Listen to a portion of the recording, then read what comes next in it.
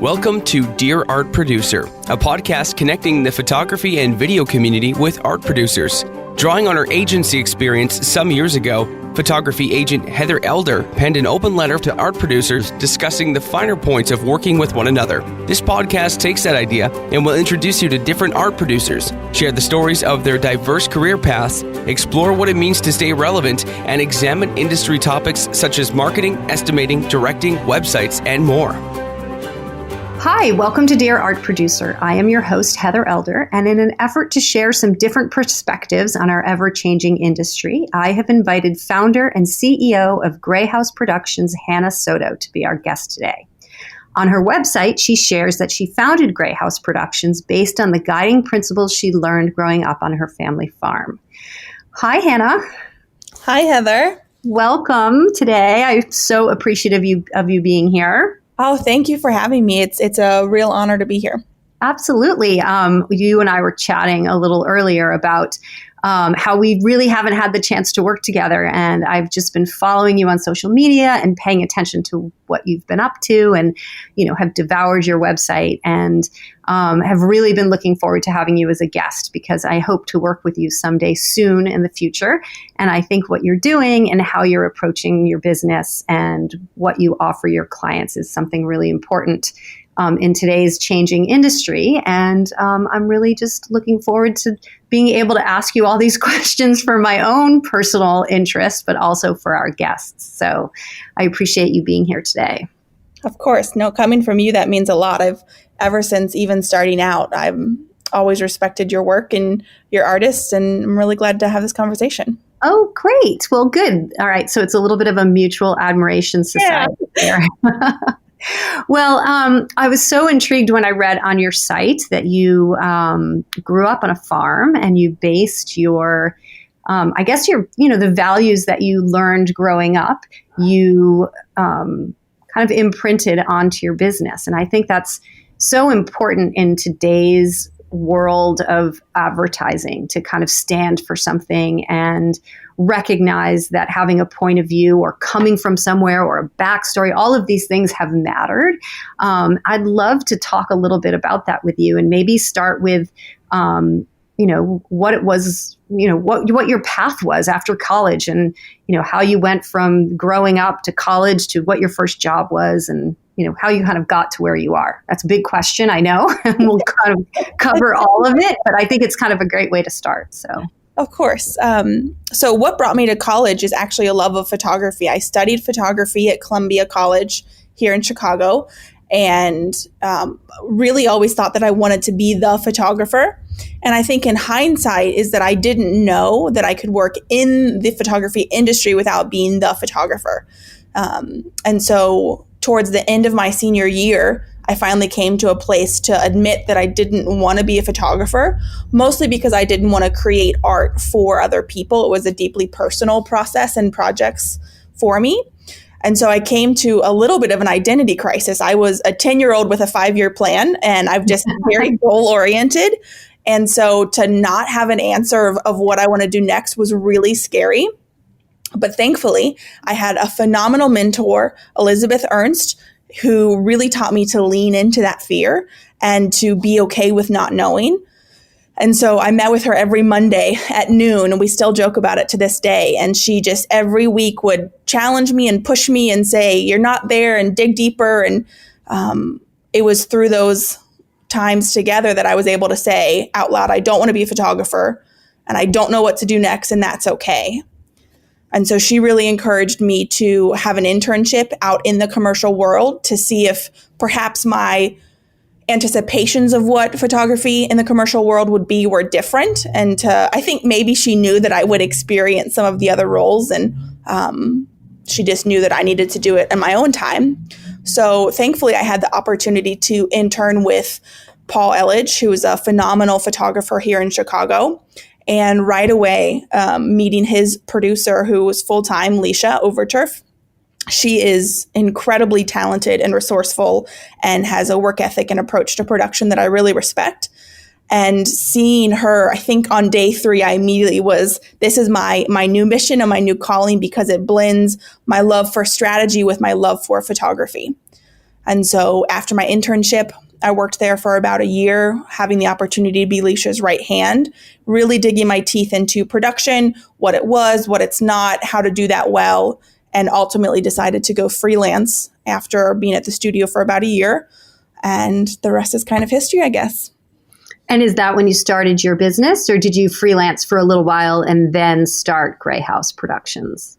I did freelance for a little bit after leaving the studio, but pretty much right away, I felt that it was all too small, that not only did I have the desire for it to be about more than just me, which is why the company is not called Hannah Soto Productions. It really is a team effort. Team Gray House is how we refer to ourselves. But I also have always had an entrepreneurial spirit. And to me, freelancing, even as an executive producer, left a gap of that entrepreneurial spirit. I started a business when I was 12 years old. And so starting another business to me just seemed like the next step. So about a little bit after freelancing, I then started Gray House. That's great. And what, but being a photo producer, an executive producer, and obviously running your business and managing your team it's a lot of work. I mean, managing a photo shoot is a lot of work, but add to that all the other things that you do. And I feel it as a rep that, my time isn't really ever my own. And I know the photographers I work with feel the same way. And you kind of always need to be on your A game. How do you keep it all together? Well, I think first and foremost is I surround myself with an amazing team. None of us do it at least well alone. And so having amazing coordinators and studio manager and back office and even vendors that we use as a support system, I think that's essential to not only doing production well, but managing business and life. But also last year, 2019, was really the year that we revolutionized our systems and started implementing smart systems and even some semi-automatic steps into production. Because if there are steps that we're repeating, it's wasting brain energy trying to duplicate those for every job. And so how can we set ourselves up to automate those systems? So everything from a project management system to task management to a CRM, and having some smart automations in the background, taking the year to change that has really helped us. And then lastly, just remembering that ultimately it's a business of people. And I think that helps in two ways, because not only am I rejuvenated by getting to work with people I respect and admire, having the opportunity to collaborate with you and your team or a crew that I love and really bring excellence to set. But it also reminds me that I'm human too. And that means that work can't be the only thing I'm invested in or fulfilled by. So for me, I've found that I really turn off well through traveling. And so scheduling trips for myself just to go and decompress and be in a space outside of the office, outside of set, outside of responsibilities at home. And then even there have been times that I really love salsa dancing. And I think, and that's something that a lot of the Chicago community loves to ask about, because it's such a contrast to production, which is very type A. But I think that's why it's so good for me, because as a follow in salsa, trying to anticipate the next step makes you a really bad follow. And so it makes me turn off the brain of anticipation and thinking a step ahead and just be really present. And I That's think fantastic. I love the way that you think about that. It's kind of a joke between my husband and I that whenever we dance, but more dance like, he would be leading, I can never do it because I always try and lead, or I'm trying to think about where his steps are. And it's just become this we've been married 25 years. So he knows I'm going to step on his feet. He knows I'm going to try and lead. And I don't even know how to lead. So it's not even important to me. It's just, I can't turn off the brain that is trying to anticipate what's happening next. And it sounds like you've figured out how to do that. And that's pretty impressive. Well, it certainly took me a lot of classes and months and hours doing it wrong before I learned to let go. But it's about having fun, ultimately, whether you're dancing in the kitchen or out on a dance floor. I think it's all good. So let me ask you a little bit about, who are your clients? I know in the past, it's always been that producers work for the photographers directly, or their directors. But I, am hearing lots, and I know that this is happening a lot in the industry, that producers are also now working for brands directly, or maybe for advertising agencies directly. Where are you finding most of your business coming from? So most of our work comes from three main ways. Of course, as you've already mentioned, the traditional sense where photographers, directors, or even their agents reach out to us, we do a triple bid. Everyone's pretty familiar with that process. But two other newer streams of business have been when brands come to us directly, whether they don't have an agency involved or this particular project they're doing outside of their agency. And what I love about that type of business is it allows us to grow deeper roots with our clients directly. And so when we talk about from bid to wrap, we do it all, we're able to help them once they have a concept, but they don't really know how to get that to the execution stage. We can talk with them about the concepts that they have and not only the production costs, but the strategy and the timeline, and then help them, of course, through production of the shoot, and then any post-production vendors that we need to partner with. And then a third stream of business that we've been really fortunate to have is when agencies actually request us, be it if it's a triple bid and they tell all teams that they want to work with Gray House, or if the agency already knows the photographer that they want and they just match us together and it's a single bid. Building those relationships with agency producers or creatives has given us the opportunity to work with agencies directly, which I think was not traditional maybe 3 or 4 years ago. And why do you think brands have been reaching out to you directly? What do you think has changed that has made it that way? Well, I think brands are getting a lot smarter in how they can create content, because content is queen now. We're having to create more content than we've ever had to, and at a significantly faster pace. And so teams are just having to get more collaborative. And so I think that brands are still looking to their agencies to create their campaigns that hero work, but they're looking to production companies, photographers, directors, and their agents to partner with them on creating content that they don't need to go through the whole scope of an ad campaign, because frankly, the content won't live as long. And so if they can streamline that both from a financial and a timeline perspective, I think clients are realizing they can do that.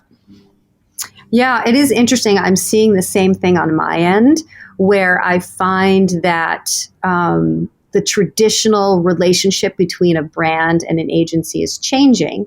And the client, the brand, is looking to their agency to help them create the content. And because it has to happen so quickly and so inexpensively, I think they're starting to use their advertising agencies a little differently, and recognizing that some of those relationships may no longer be working, and they're just bringing that in-house because they think if they can do it faster and they can do it less expensively. And I see the changes with ad agencies, because one big change I see is that, in the past, when an ad, and again, this is very general, but in the past, when an ad agency would recommend a photographer for a job, a lot of times that photographer, if that person was the recommend, they would get the job. But now I'm finding that being the recommended for a job doesn't always come with the same guarantees. And I think one of the biggest reasons for that is that the agency or the brand is valuing choice and options from their agency, and they are choosing on their own. So the agency is providing all the options and all the different ways they can create the content and all the different price structures and all the different versions of the estimates. And it's ultimately the brand or the client who's choosing the talent. And it used to be the other way around. So it's such an interesting perspective. What is it that you think has either changed with who the clients are, or why they are now wanting to have that decision to choose the creative?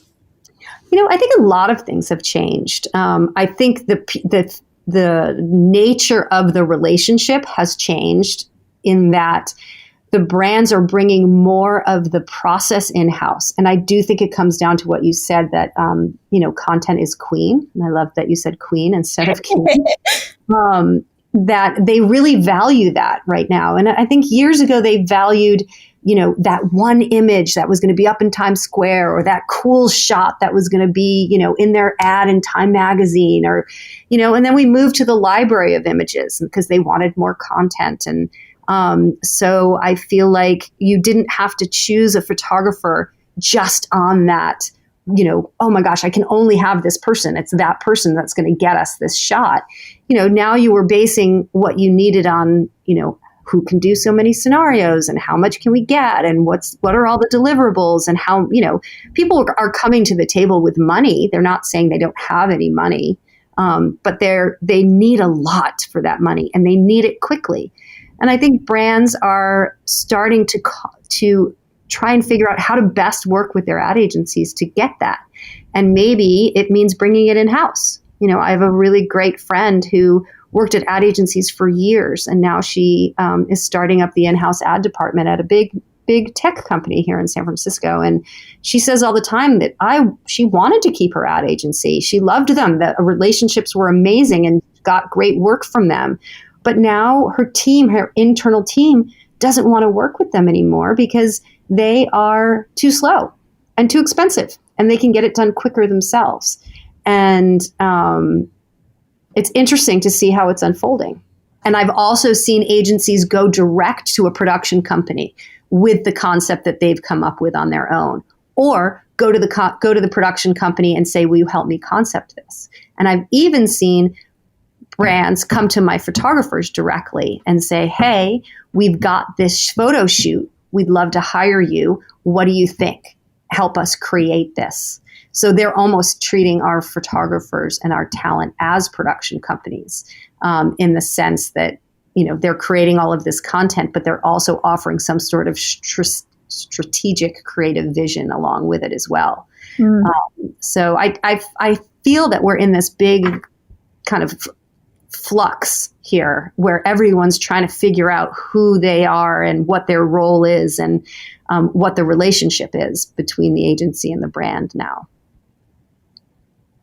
I agree. And even seeing the roles shift in the agency and outside of the agency, because I'm sure you've even seen with your photographers where they're being looked to for creative direction and guidance once a job's been awarded. And 5 years ago, that would have never been the case. No, I completely agree with that. Yeah. And I think it's, production is so important. And the idea of bringing client service to production and not just crossing something off of your list, while it seems kind of obvious, it's so important to the process, especially now that the lines are blurred between the roles. So I think that producers like yourself, or executive producers like yourself, and even photographers and directors on their own, those that can really bring a sense of client service to what they're doing, I think can, rise a little bit above, because I think the brands and the agencies are going to, value that a lot. No, absolutely. And having that experience both leading up to the shoot, but then on set, is not only what the clients are looking for, but it's what will make them skip the line and say, this is who we want to partner with, because it was about so much more than just the shoot. Right. Exactly. Well, your website talks about your top 10 non-negotiables. How did those come about? I think those kind of align with a little bit about what we're talking about here. So tell me a little bit about, why you added those to your site. So last April of 2019 was our 5-year anniversary. And the October previously, we wanted to start a whole rebrand to kind of celebrate where Grey House was going and just give an update.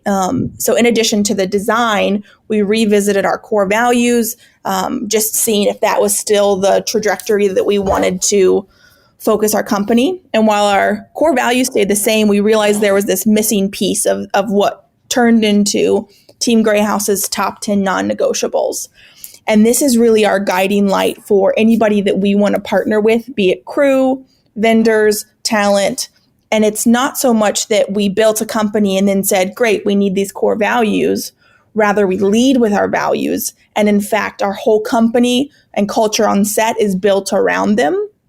Because if we hire through this lens, through, staying savvy, through manners count, never settle, and when we're looking at crew for that type of mantra to come out of them, it's going to change the shoot. Not only is it going to be more enjoyable, but I really believe that better work is going to be created when that energy and that dedication to one another is top of mind. And how did you determine your core values as a group? Well, the core values came actually even before the name came, Gray House, because Gray House is a nod to the farm that I grew up on, and the values that I learned growing up there in that Gray House led me to become the person to then open Gray House. Whereas the top 10 values that came last year, and it just became lots of collaborative conversations where of course our copywriter was able to put a spin on it and make it sound a little snappier. But it started as us talking over tacos around the table about who are the people that we continue to go back to, and who's the crew or the vendors or clients that are our favorite to answer the phone when they call, or who do we always want to have on set, and what are the common denominators? What makes them our first choice? Because technically you may have crew, lighting technicians, digital techs, DPs. They can all accomplish the same thing, but there's always some reason that we navigate towards certain people beyond just their portfolios. I think that's so fabulously said, and something that I value myself so much. The idea that the experiences we've had in our life shape our beliefs and our values today, and help, they help shape the decisions we make in our career and the type of creative that we want to create for someone. And I think, from a photographer's point of view or a rep's point of view, it's really important for photographers to also go through that process themselves and determine, what it is their vision is for their work, and base it on those values that they've collected and, throughout the years. So it's really exciting to see that you're doing the same thing there at your agency. Well, I think that's why we're probably attracted to wanting to work together. We can the unspoken value for people first. Well, and I think once you get those glasses, right, and you put them on and you start to see your business through those lenses, everything really, to keep the metaphor going, becomes so much clearer. And it makes it really easy to check things off your list, or to say that's not relevant. Whereas before you might have gotten caught up in something or gotten distracted in going in a different direction. It's pretty easy once you define your values to figure out what the path is that you have to take going forward. Yeah. Can we talk a little bit about estimating? Absolutely. What does it look like from your end? And, how do you think it could be better? Which is probably a question for a whole nother podcast, but more than 24 hours. No, yes, that would be great. More time. Oh my gosh. Yes, absolutely. No, I think, and it goes back to what we were saying earlier about content being so quickly in demand, is that often we are being asked to bid before a concept has even been finalized, and sometimes before it's even totally been comprehended by the creative team. And so oftentimes I feel like our team's trying to hit a moving target. And of course we can stay flexible and nimble and adaptable, but needing to make sure that everybody's expectations are managed about what is included and what's not, and what happens if something shifts after the job's awarded, or the day the estimates due, and the timeline that it takes to research if creative's shifted. The difficult part being that you don't always know what you're estimating for, but you still want to make sure to be a good partner to the agency or the brand and help them define their scope. Because oftentimes what they want to go with is directly related to the production scope and cost. And so knowing that sometimes we have to say, here's how much that would cost. And they can say, well, here's how much we have. And then being able to say, great, here's of that what we think is the most beneficial combination that balances what your budget is and gives you a lot of variety in your creative scope. Yeah, I think that's so important because, there's so many projects that come across our desk sometimes that either here are 3 concepts, but only one's going to be approved. But once it gets approved, we need to run with it. So we have to bid all 3. That's one scenario, right? Where you have to be flexible and resourceful and open-minded to the process. The other is, here are the scenarios we need to shoot. I don't really know what it costs, but I think I only have about $200,000. Can you give me a bid that's everything and then give me a bid for what I can get for $200,000? So we're the old days of where you'd get a layout or 2 and you'd bid it and it would be done, are definitely over. And I think sometimes what we start with in terms of the scope that we're given to bid and what ends up actually being awarded is sometimes really different. Very well said. Do you ever bid multiple photographers for the same project? So I do from time to time, and I'm always of the mind that I want to make sure that's nothing that someone is surprised by. So I always share that with both teams, make sure that they understand that's what's happening. And if someone has come to me first and second, asking that permission. But sometimes it's that the agency's requested that Gray House be the production company. And so everyone's aware of it. So when that happens, when the agency asks, do you have the same approach for each person, or do you allow each photographer to have their own approach to the job? No, that's a great question because bidding is a very sacred process, and knowing that you're coming up with a strategy that I've seen more times than not win a job. It's very, very important to keep that private between each team. And so what I always say is that we will start with our base recipe that we would bring to the table. And inevitably, each photographer or director is going to add some spice that's going to make it a little bit different. Their perspective, experience they've had, and just different skill sets, frankly. And in those situations, I appreciate that you want to be transparent there. But are you sharing information that you might receive from one photographer with another? Are you offering insight into how one person's coming in at this bottom line, they're coming in at that bottom line? Or are you trying to keep that part of it very clearly with the photographer, with that own photographer? I would absolutely never share something like that. I wouldn't share what their creative fees were. I wouldn't share what location they're thinking of shooting. Any of that is very private and to that team only. There have even been times where in conversations with a photographer, we've been able to spark a whole new idea that we could share with the agency as a really exciting approach. And I would not then tell the other team, oh, this is something that we should try. Right. If it wasn't sparked through that photographer's conversation or their idea, then that wouldn't be very fair of me to share. True. So thinking even about that question about if one producer or production company is bidding multiple photographers, what is that like on the other side being one of 2 teams? Where are boundaries that you bump up against, frustrations, and especially if the agency's requested it? Yeah, great question. Let's see, when the agency requests it, I actually kind of like that because, there's pros and cons. I like it because I know the agency likes that producer then, and they like that production company, and they've had a positive experience. So that is a positive.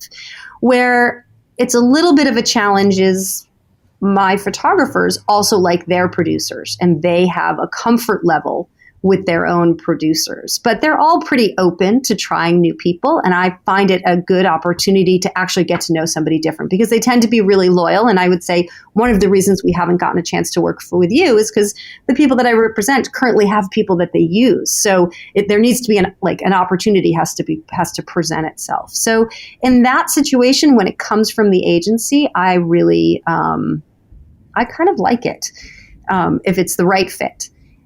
When I call you and I say Joe Smith is looking for a producer on this job, and you say, oh, I'm already doing it for Jane Smith, I appreciate the transparency there so that I can go back to my photographer and say, how do you feel about it? 9 times out of 10, they have the relationship with you, so they trust you. And they trust that you're going to keep their approaches separate, and they're going to keep, you're going to keep their, their point of view and what they want to accomplish with them. So I really haven't had any bad experiences that way. And I guess maybe it's because I'm a rep and I often have to navigate the double bid situation on my own. And I know what I value in that process on this side. And I find it incredibly challenging. Even when I think I'm doing the right thing, I might not be. So I appreciate how challenging that is, and recognize that, what you have to do to keep it fair and balanced, and, choosing to work with producers that I know and like and trust make that easier. That's beautiful. It's hard. It's really hard. It is. Given how competitive it is out there, and how much how important every job is, and how we all work so hard on these estimates now. It's not just, as we said earlier, you're banging out a quick bid for 2 layouts. Like, there's a lot of time and effort and energy and time that goes into it, that if a photographer doesn't get a job, it's a much bigger letdown than it ever used to be.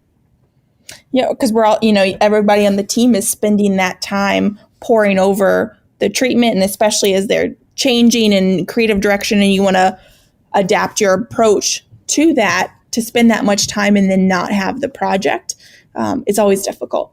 Yeah. I had a photographer say to me the other day, Heather, and I know this is very obvious, but just hearing it is always a good reminder, Heather, like when I do a treatment, I get my head in the game so far and I'm ready to produce the job. So when I don't get it, it hurts even more than if I just were to do the estimate, because then I'm my head's in a number space. But when I do the treatment, my head's in a creative space. So it makes it that much harder. And those take a long time. Yeah. Well, let me ask you a little bit about the process of estimating and what it is that you do during the process that ultimately fosters creativity. I've touched on a few of the things already, but I know that's something that you value, and being a partner for the photographers that way. What are some of the things that you know happen in the process that allow for that? So I think the estimating process is such a creative process and experience, because strategy is such a part of every estimate that we write. I love to have what I call a war board that I just mark up and print out and circle and move the different shots and talent and locations. And I spend far more time strategizing about the shoot than I do actually plugging numbers in. Most of the time, the numbers themselves, I know pretty well. Someone actually said on set last week that if you give me 4 hours to chop down a tree, then I'm going to spend the first 3 hours sharpening the axe. And I thought that was That's fantastic. It really is. And so thinking about, so often we're asked on Thursday to have a bid due by Monday.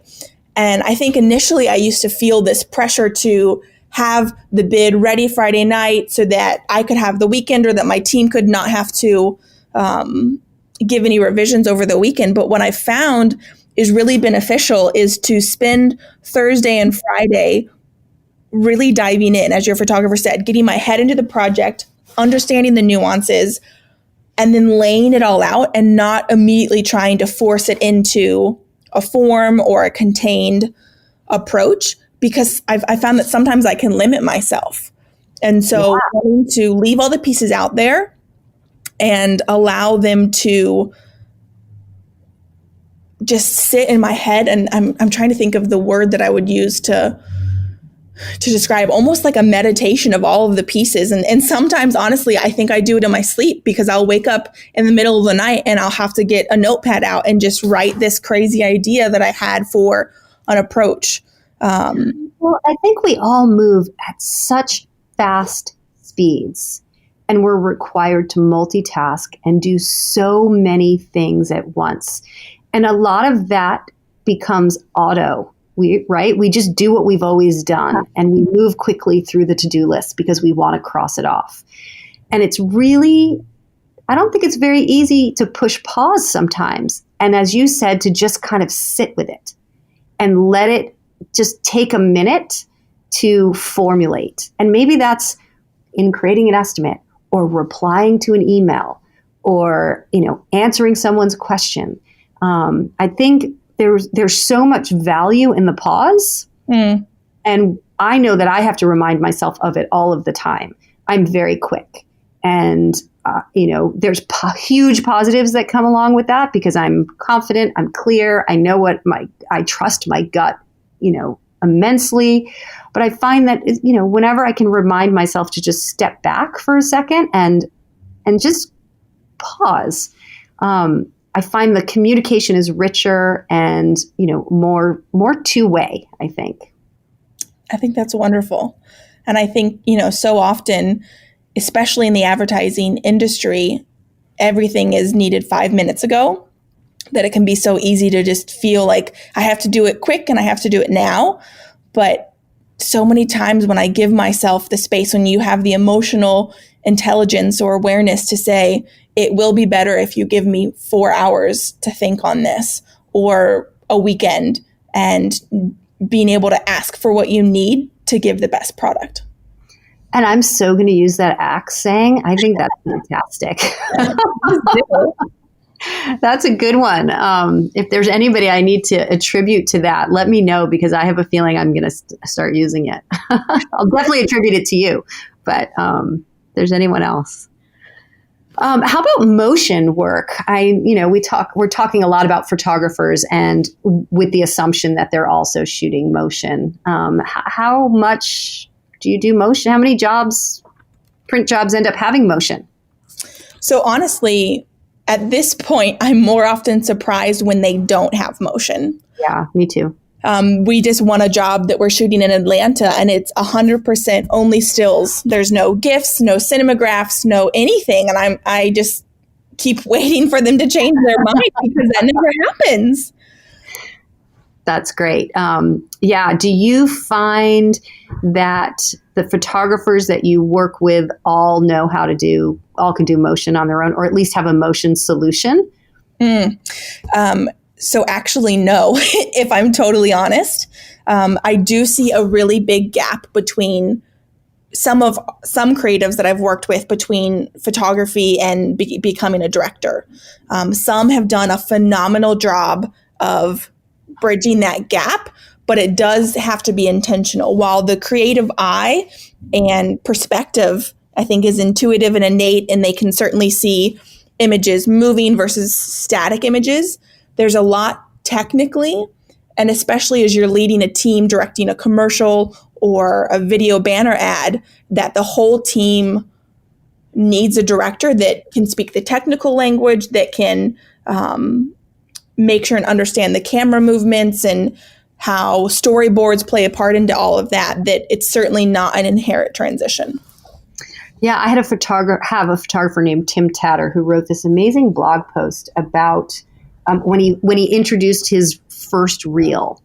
And he shoots so much motion and is often even called just to shoot motion. And he wrote this great blog post about why he finally felt comfortable calling himself a director. And I think a lot of photographers say photographer and director because they've got a few GIFs or they've done a video or two. And he was really hesitant for a long time because he recognized it's not just, putting a video camera in your hand. There's so much more to it. And I've really enjoyed that blog post and shared it with a lot of people because I think it causes people to think about it a little bit differently. Yeah, I need to go look it up. That's so good. Oh, I'll send it to you. Send it to you. Speaking of sending it to you, I found out the quote was Abraham Lincoln. Oh, no way. I thought that in my gut, but I was like, I need to double check that before fact check it. That is so great. Okay. Awesome. I love it. Well, let's see. Let's talk about you personally a little bit. We don't have much time left, but I am curious about, if there's one word that describes your style. I would say, actually, a client gave me this word the other day, is that she said, Hannah, your secret sauce is strategy. And I used to always think, well, of course, all producers are strategic. That's inherent to production. But I think that what really separates us is in the last 8 months, really leaning in and learning to take that pause, and how significant it can change the direction of the production when we're estimating or as things change through production. I think early in my career, if I'm honest, I was potentially just insecure, and I felt like I needed to always have an answer and not need to ask for time to think about it, because I thought that meant I wasn't smart or I didn't know the answer. But having the emotional intelligence and confidence to say, I will give my best answer if you give me 30 minutes, 10 minutes, 2 days, however long I need to best serve the team. Yeah, I've always said in conversations, I'm just pausing because I'm thinking, right? My silence is me thinking. And my husband, it's funny, again, I'm telling another silly story about my husband, but he, my last name obviously is Elder, and we have this thing called elder silence. And when I first met him and I met his family, they, like, you would ask them a question, or you would suggest something, or, whatever, you'd be in a conversation and be just silent. And I'd be like, oh my God, this is elder silence. What does that mean? And I would think, oh, they're not, like, I said something wrong, or they don't agree with me, or whatever it was. And well, no, what they were doing is they were thinking. So I always now say, I'm only silent because I'm thinking, like letting someone know that, like, there's a pause here. I need a moment, and, I'm thinking about it, and I'm really working hard at that. It's so funny, actually. Similar husband story. When Eric and I were first dating, and just getting to know each other, I remember asking him, we were driving, and I said, so do you think that, like, are you an internal processor or an external processor? And his response was, well, and then there was a long pause as he was internally processing his answer to the question. And I started laughing because he didn't even need to answer it. And that's great. I love that. Well, what's your favorite thing to do on a Sunday? I loved that question. So to me, Sundays are probably the one day up until maybe like 6 or 8 o'clock that I really try to protect from work. And so my husband leaves really early on Sunday. He's a pastor at a church, and so he's gone early, and I get those first few hours to myself because I'm such an introvert, and I love that quiet morning that's kind of slow. And then, of course, joining him at church and getting to see our family and community. And it's a day that's so different than the hectic, hurried strategy deep dive that's Monday through Saturday, that it's a really special day. That's great. And I always ask this question, but if you weren't a producer, what would you be? Talent aside, I would love to be either an actress or a professional dancer or a psychologist, all very different things, but I love them. Oh, that's great. Well, I see a little bit of all of that in what you currently do. So you have brought that to your current life. So that's positive. Well, thank you. Well, this has been so enlightening and really awesome. And I can't wait to hang up and share with all my photographers what a wonderful conversation that we've had. And, hopefully you and I can find a way to work together in the future. And hopefully the people listening today have gotten some really good gems. I know I have. Well, thank you, Heather. I'm again, not only appreciative for you to invite me here, but everything you're doing for the industry through the podcast and your blog and the work with your photographers. It's wonderful. Oh, thank you. Well, people like you make it very easy. So have an awesome night, and we'll talk soon. All right. Thanks. Thanks for listening. In an industry where the rules are always changing, it's helpful to hear from those on the front line. Heather Elder is the visionary behind notesfromarepsjournal.com. Visit her website for industry updates, stunning photography and video, and the artist behind the work.